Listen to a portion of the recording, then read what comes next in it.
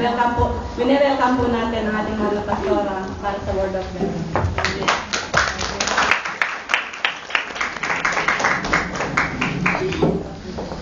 Amen. Hindi po daw ganun kakaisig hikain. Hindi na talaga nung bata pa ako, hihika na ako, pero praise God. Magaling na niya. Amen. Amen. Ngayon ay, alam ko sa February 14 pa ang Hearts Day, pero inagahan natin ang pagdiriwang ng Araw ng Mga Puso. Kung iingilisin natin ang Araw ng Mga Puso, ano tawag doon? Hearts Day, ano? Nakasanayan ng maraming tao na Valentine's Day. Hindi naman tayo pupunta sa impyerno kung sinasabi natin Happy Valentine's Day. Pero, tinatawag na natin ngayong Happy Hearts Day kasi ang Valentine ay galing dun sa Valentino, di ba? Na nanggaling sa tradisyon. Pero dahil ngayon nakakilala na tayo sa Panginoon, ang ating puso ay tumitibok. Wala nang black. Tumitibok ba ba puso nyo? Amen. Dahil may katabi mo kay Nino, tumitibok yan. Ang bilis ng tibok ng puso niya. So, napakahalaga. Walang batin na. That we guard our heart. Sabihin mo sa katabi mo, guard your heart. Guard your heart.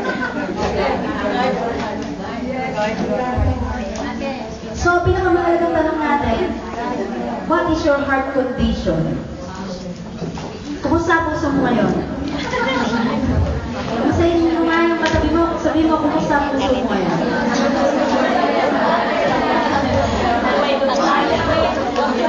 Subuan, sabog, broken hearted.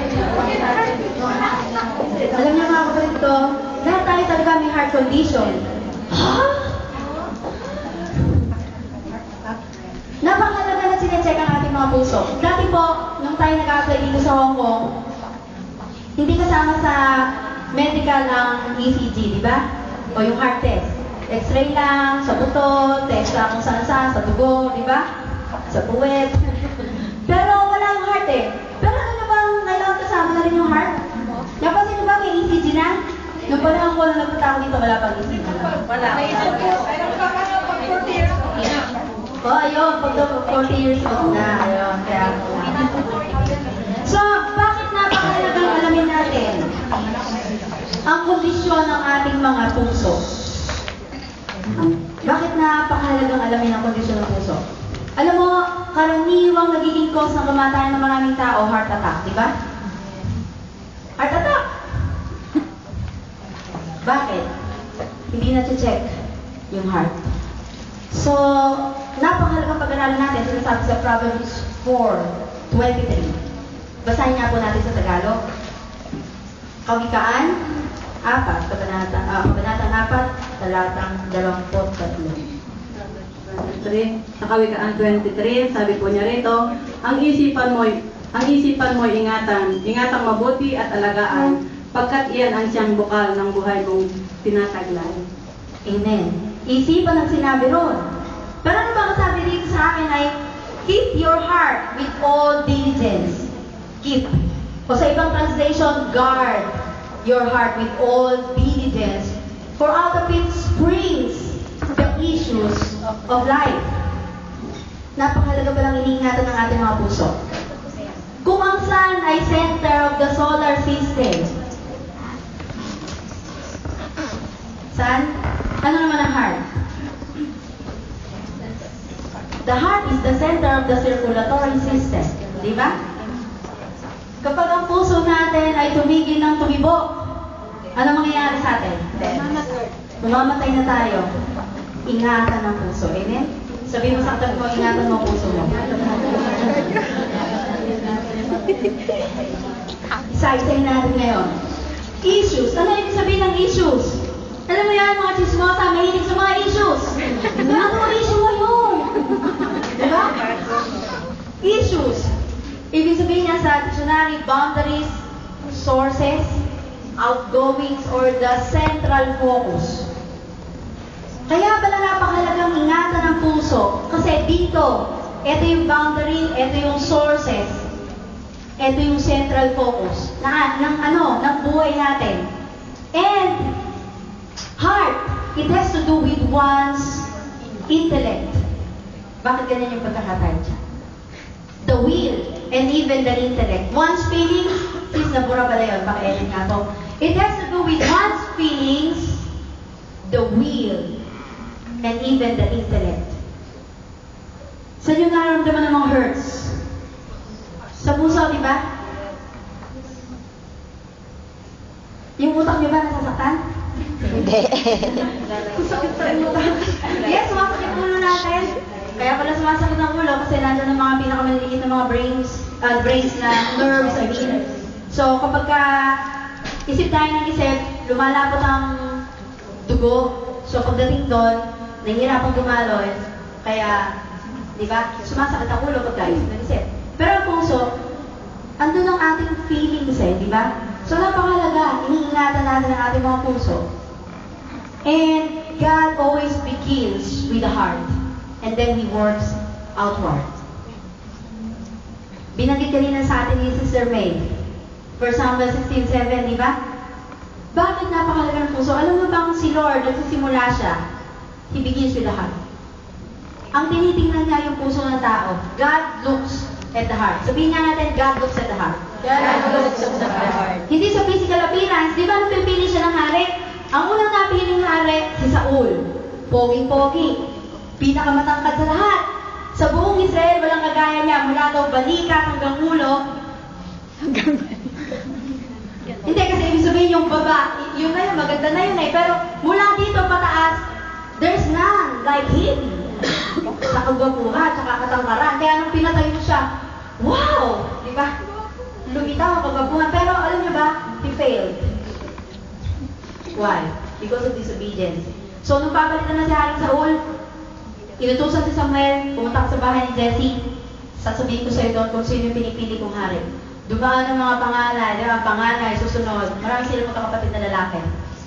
At nung nakita ni Samuel, eto, makisig to. Di ba? Pero naman sabi ni Lord, kay Samuel, oops, hindi yan. Huwag mo tingnan yung palabas. Mabuting buksan natin yun, di ba? Napakaganda. Napakaganda ng mga kaparaanan ng Panginoon, how He chooses people. O ano mga magiging likod niya? 1 Samuel 16:7. Sa 1 Samuel 16:7, sabi po niya, ngunit sinabi sa kanya ni Yahweh, huwag mong tingnan ang kanyang taas at katisigan. Hindi siya ang hinirang ko, ang batayan ko ay hindi tulad ng batayan ng tao. Panlabas na anyong tinitingnan ng tao, ngunit puso ang tinitingnan ko. Praise God. Tayo mga tao, usually nakapokus sa panlabas. Di ba? Sino may mga asawa dito na wapo? Ay, Enen.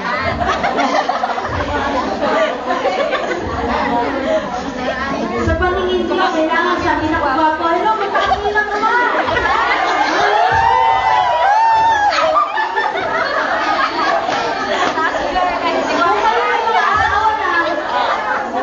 At sa paningin nyo, hindi siya gwapo, kailangan sa isang totoong nagmamahal. Amen. Ang totoong nagmamahal, siya pinakagwapo sa paningin ko. Amen. Di ba? So, di ba gwapo dapat? Yes. So, pero ano ba si Lord sabi niya, huwag kang tumingin sa kanyang physical na kanyang because I refuse him. Hindi ako magtulad ng mga tao na sa panlabas ni God looks at the heart. So, kung titingnan ngayon ni Lord ang puso natin, ano makikita niya? Ano makikita niya? Naalala ko yung isang batang opera sa puso. Sabi ng doktor, siyempre, dino-joke-joke niya. Alam mo mga bata, matatakotin, lalo na pag-operasyon, di ba? Ngipin nga lang, pero yung puso. Sabi ng doktor, bukas, bubuksan ko puso mo. Ano kaya makikita ko dyan? Sabi ng doktor, sabi ng bata, makikita ko dito si Jesus. So, nung nag-prepare na sila ng operasyon, chinek ng doktor ang puso ng bata. Nakapagtanong yung doktor, kasi Christian din siya. Sabi niya, bakit mo hinahayaan na magkaganito itong batang to? Wala siyang kasalanan, innocent siya, pero kakaunting buhay na lang natitira sa kanya dahil meron siyang mahinang puso. Sadaling panahon na lang siya mabubuhay. Pag inoperahan siya, napakaliit na ano possibility na siya mabuhay. Pero alam mo kung ano sagot sa kanya ng Panginoon? Ako ang lumikha ng buhay at ako ang nakakaalam ng mga hangganan nito. Ang mahalaga, yung batang yan, mayroong childlike faith, sa langit siya pupunta at ligtas na. So alam mo yun, biglang natas yung doktor, hindi niya nakikita yun. Alam mo yun yung kahalagahan ng childlike faith? Na nandun talaga si Jesus. Alam ba ang mga bata? Hindi dahil sa madali silang lokohin, pero bakit sinabi ni Lord na unless na magkaroon ka ng pananampalataya na katulad ng sa bata, hindi ka makakapasok sa langit. Anong meron sa pananampalataya ng mga bata? Di ba? Genuine faith. Madali silang maniwala. At kapag pinaniniwalaan nila, talagang totoo yun, di ba? So, alam mo, nung na-realize yun ng doktor, naiyak siya, tapos sabi niya, kinabukasan, nung inoperahan niya yung bata, tinanong ng mga doktor, anong nakita mo sa puso ng anak namin? Ang sagot niya, nakita ko si Jesus. Natagpuan niya dun si Lord. Okay? So, kung tatanungin kayo ngayon, anong makikita sa mga puso niyo ngayon? Andiyan ba si Jesus? O kung ano-ano laman yan. Iingat tayo.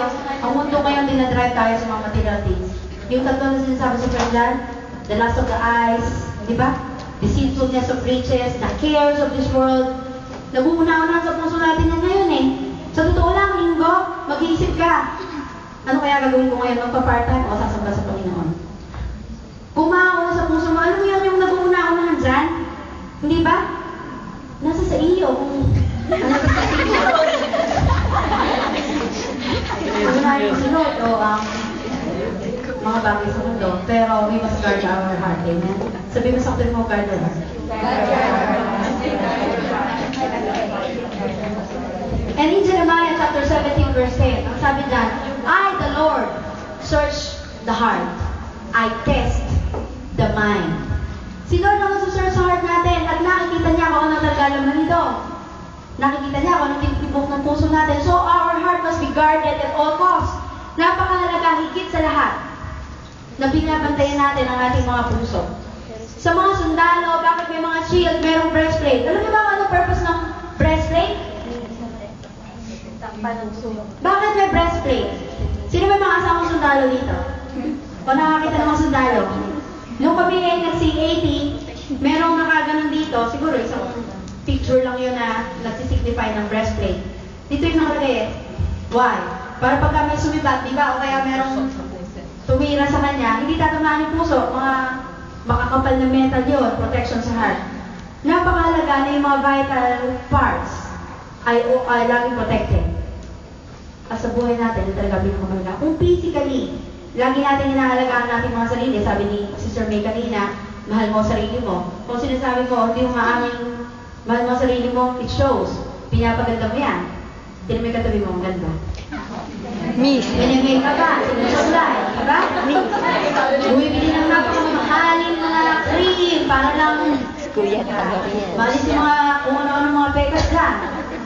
Di ba mahal natin natin mga sarili eh? So, kung yung mga face natin, nagagawa natin protektahan.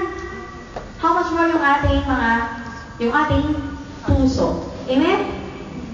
So, ingatan natin ang ating puso with all diligence. The heart should receive the greatest effort. Bakit lagi natin pinapaulit-ulit yung heart? Kasi dito nagsisimula lahat eh. Kapag ang puso natin nagsimula ng lumayo sa Panginoon, magdidesisyon na tayo wala na mangyayari sa atin. Doon na tayo magsisimula kapahamak, may banang landas, gumawa ng kung ano ng mga bagay na hindi kalugod-lugod sa Kanya. And we need to check our heart more often. Kung ang mga doktor nag-iingat sa mga puso natin physically, dapat yung ating din spiritual, di ba? Our heart. Lagi natin i-check. So, magpatuloy natin, how God tests our heart. Paano tinitest ni Lord ang ating mga puso? Sabi sa Jeremiah 17:10, yung sinabi mo kanina, sige nga po, basahin natin sa Tagalog. Sabi po rito, Jeremiah 17:10, akong